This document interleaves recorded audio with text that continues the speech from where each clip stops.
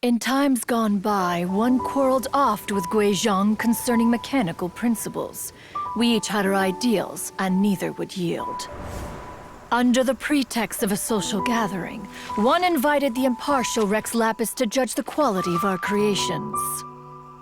But Rex Lapis declared that Guizhong's Obscuro Vulpus mechanism was superior.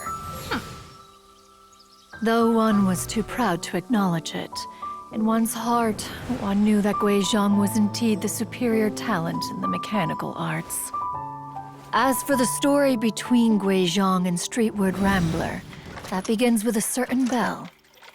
In Guizhong's opinion, while mechanisms were no substitute for human composers, they were yet capable of producing simple but fine melodies. But Streetward Rambler believed music to be an expression of the soul, an emotional enterprise that could never hope to be replicated by machinery. They argued endlessly, until one asked Rex Lapis to intercede. He confiscated the bell and designated it for ceremonial use. Thereafter, one would often find them convening in the mountains, discussing music, mechanics, and all the affairs of the mortal world. But these good times were not to last.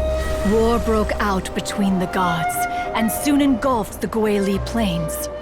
Guizhong was overpowered by the enemy, and fell in battle. When Streetward Rambler and I arrived at the scene at long last, all that remained among the ruins was her lifeless body. After this, at Streetward Rambler's request, Rex Lapis granted her the cleansing bell for safekeeping.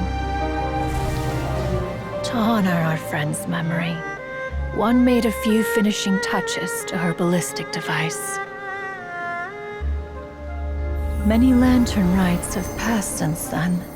Many greetings and goodbyes.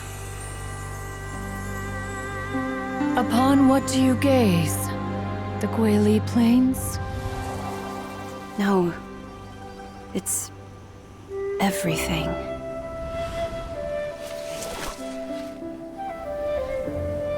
We think of human life as like a lantern that's lit one minute and extinguished the next.